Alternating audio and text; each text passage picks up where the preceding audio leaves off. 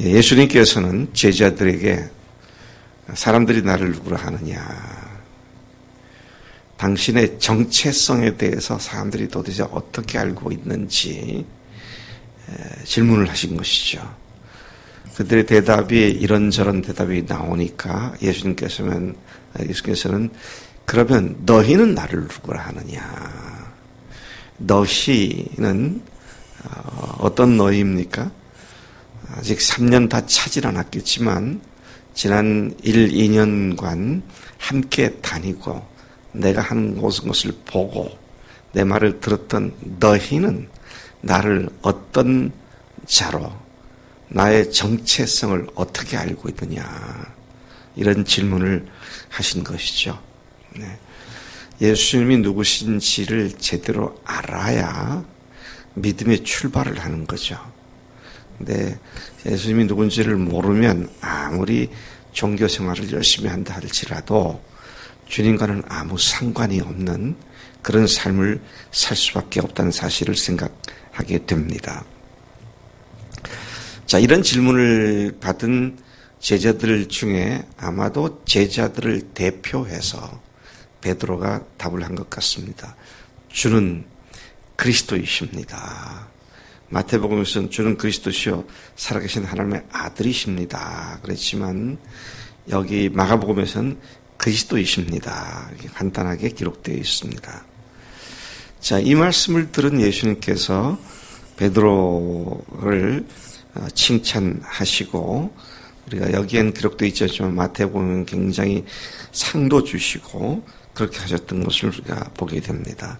근데 여기에서는 그가 그리스도이십니다, 그러니까 조용히 해, 다른 사람들한테 말하지 마, 이 정도로 얘기가 끝나고 있는 것을 봅니다.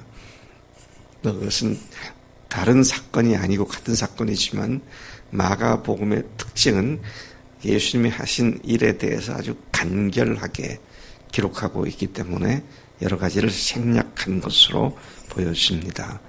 자, 이어서 이 본문에 보면 경고하신 뒤에 아무에도 말하지 마라, 그렇게 말하신 뒤에는 31절에 드디어 인자가 많은 고난을 받고 장로들과 대제사장들과 서기관들에게 버림받아 죽임을 당하고 사흘 만에 살아나야 할 것을 비로소 그들에게 가르치시되 드러내놓고 이 말씀을 하시니, 그 전까지는 은유적으로 비유적으로 간접적인 표현들을 하셨지만 이때부터는 드러내놓고 분명하게 내가 죽는다, 그리고 사흘 만에 다시 살아난다, 이 말씀을 비로소 하셨다, 이렇게 기록을 하고 있는 것이죠. 사실 이 베드로의 대답, 그리스도이십니다 라고 하는 베드로의 대답이 바로 주님이 죽으시고 부활하실 것을 말씀하셨을 때에 그렇게 대답을 한 그가 주님께서 죽으시고 사흘 만에 다시 살아나겠다고 말씀하셨을 때 그 베드로가 예수님께 대한 반응을 보이죠. 그 반응을 보인 데 대한 주님의 반응은 너무도 격한, 너무도 심각한 반감을, 주님의 반감을 사는 그런 것이었던 것을 보게 됩니다.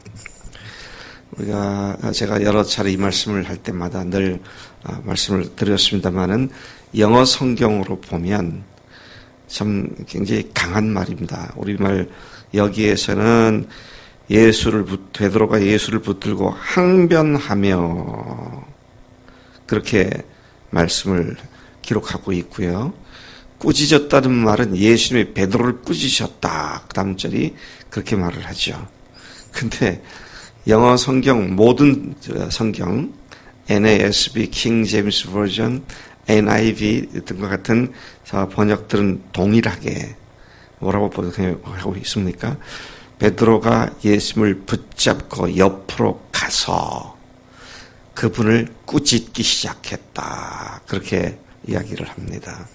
야, 참 기가 막힌 장면입니다. 베드로가 예수님을 꾸짖었다. 새 번역을 보니까요, 베드로가 예수를 바싹 잡아당기고 그에게 항의하였다. 그렇게 번역되어 있고요.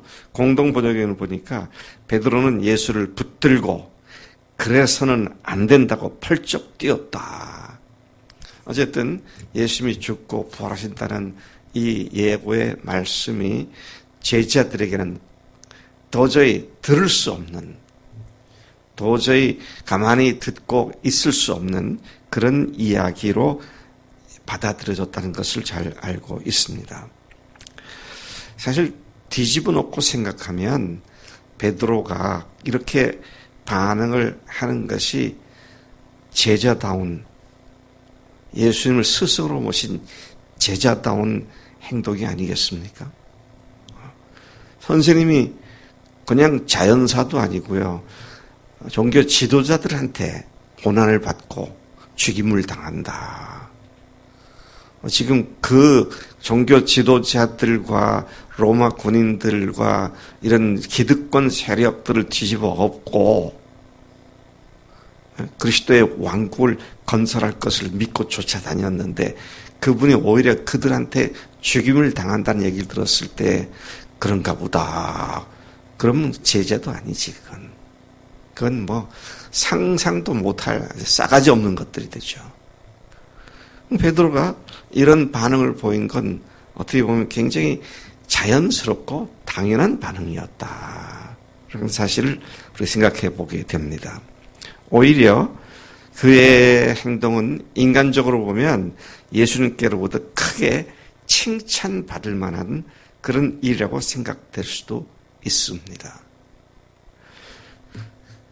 스승이신 그리스도께서 죽으신다는데 별 소리도 아닌 것을 들은 것처럼 그렇게 행동한다면 그야말로 그게 무슨 제자들이겠는가. 인간적으로 생각하면 그렇습니다. 자, 전제가 인간적으로 생각하면 그렇죠. 근데 예수님께서 그러시더라고요. 뒤에 보니까 네가 사람의 일을 생각하지 하나님의 일을 생각하지 않는구나. 인간적으로 생각하는구나. 그렇게 말씀하세요. 참 놀랍습니다. 인간적으로 생각하는 세계관과 가치관을 갖고 있는 사람들의 삶이 정면으로 주님과 부딪힌다는 사실을 보게 됩니다. 야, 얼마나 칭찬받을 만한 것 같은 일을 했는데 주님께서는 그를 향해서 책망하시는데 뭐라고 책망하세요? 사탄아! 이 사탄 같은 놈아! 그러지 않았어요. 사탄아! 그랬습니다. You are 사탄! 그랬잖아요. 네가 사탄이다. 자, 참 우리가 이 말씀을 좀 깊이 생각해 볼 필요가 있습니다. 우리가 잘못하고 주님께 순종하지 못하고 인간적으로 생각할 때가 바로 사탄인 겁니다. 평상시에는 아니다가 그때 사탄이 딱 돼가지고 그게 아니고요. 인간적인 생각, 세계관과 가치관이 인간적으로 사람들이 통용하고 있는 그런 보편적인 가치관을 갖고 산다면 하나님께서는 언제나 사탄이 될 수밖에 없다. 그런 것이죠. 여러분, 믿음의 삶은 이 세상과 역행하는 삶입니다. 세상 사람들이 말하는 것과 다른 삶을 사는 겁니다. 전혀 가치관이 달라지고 세계관이 달라지는 것이다 하는 것이죠.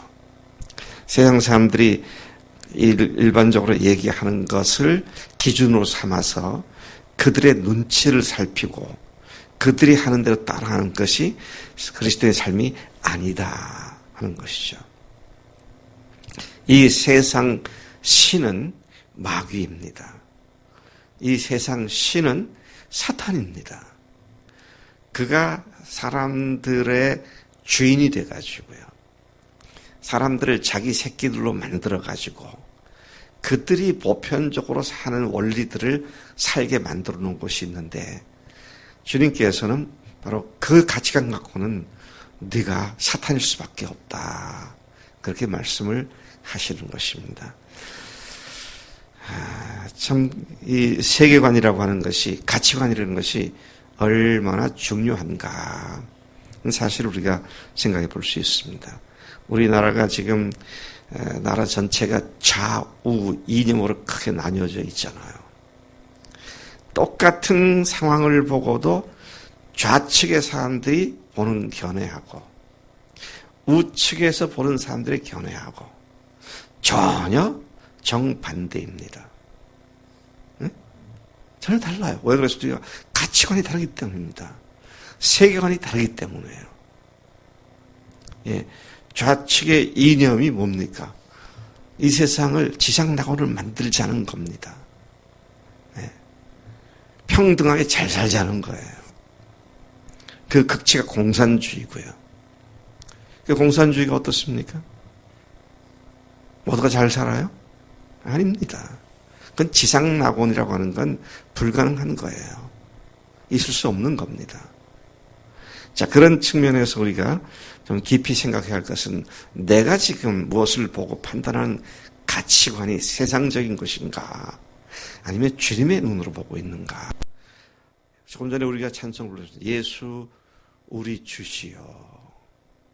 그분이 우리의 주이시고 우리의 왕이시면 왕의 가치관과 주님의 가치관이 우리 것이 돼야 마땅하다라는 것이죠. 자, 예수님 앞에 마태복음의 기록을 보면 조금 전에 칭찬도 받고 새 이름도 받고 또 상도 받아서 천국 열쇠도 받았던 베드로인데, 근데 그가 예수님께 보여드린 반응은 아주 격한 것이었죠. 예수님을 붙잡고 옆으로 가서 예수님을 책망했다는 것입니다. 그러나 예수님의 반응은 그런 반응에 대하여 베드로의 그런 반응에 대하여 예수님의 반응은 매우 놀라운 것이 아닐 수 없었습니다. 왜냐하면 돌이켜서 제자를 보시며 베드로를 꾸짖어 이르시되 사탄아 내 뒤로 물러가라. 내가 하나님의 일을 생각하지 아니하고 도리어 사람의 일을 생각하는도다. 33절에 그렇게 말하잖아요. 사람의 일, 하나님의 일, 인간적이고 세상적인 가치관으로 보느냐 아니면 하나님의 뜻을 알아듣고 그 뜻에 순종하고 사느냐. 이것이 완전히 흑백을 갈라놓는 기준이 된다라는 것을 우리가 여기서 보게 됩니다. 이토록 하나님의 자녀들이 하나님의 뜻과 반대되는 행동을 하는 것은 참으로 끔찍하고 무서운 일입니다. 그렇게 하는 그가 바로 사탄이기 때문입니다. 나도 주님 앞에서 사탄이라는 소리를 들을 수 있구나. 참 조심해야 돼요. 참 조심해야 한다 것이죠. 베드로가 사탄이 된 이유가 뭡니까? 그것은 그가 하나님의 일을 생각하지 않고 사람의 일을 생각했기 때문입니다. 오늘 나는 무엇을 가지고 모든 것들을 바라보고 있습니까? 하나님이 중심이 되어 하나님의 복음과 교회의 영광을 위하여 가정도 꾸미고 직업생활도 하고 취미나 여가생활을 하며 돈도 벌고 저축하며 다른 사람들과 관계를 맺음을 통하여 사회생활을 통하는 등 주님을 중심으로 내 삶 전체를 생각하며 이끌어가고 있는가? 아니면 내가 하고 싶은 일을 하며 내게 유익한 일을 하며 내가 하고 싶은 대로 하면서 신앙생활을 여러 생활 중에 한 분야로 여기고 살아가는가? 그래서 너무나도 다른 종류의 삶이 아닐 수 없다는 것이죠. 죽으시고 부활하신 주님을 중심으로 하는 삶은 주님을 따르기 위해 자기를 부인하고 자기 십자가를 지고 주님을 따르며 주님과 복음을 위하여 자기 목숨을 걸고 살아가며 이 음란하고 죄 많은 세대에서 주님과 주님의 말씀을 부끄러워하지 않는 삶이다. 이것이 그 뒤에 쭉 나오는 주님의 말씀입니다. 이런 삶을 사는 자들은 죽기 전에 하나님의 나라가 권능으로 임하는 것을 보게 된다고 말씀하셨습니다. 오늘 우리는 이 땅에서 주님의 교회의 영광을 통하여 복음의 영광을 통하여 하나님의 나라가 하나님의 통치가 권능 가운데 우리와 내 삶 속에서 임하고 있는 것을 보며 누리며 사는 자들이 되어야 마땅한 줄로 믿습니다. 죽은 뒤에 천국만이 아니라 지금 여기가 천국, 하나님의 통치가 이루어져서 하나님의 영광이 드러나는 그런 삶의 자리가 돼야 마땅한 줄로 믿습니다. 하나님 아버지 감사합니다. 이 아침 베드로와 예수님과의 대화 속에서 엄청난 차이가 있는 가치관을 갖고 살았던 두 분을 비교합니다.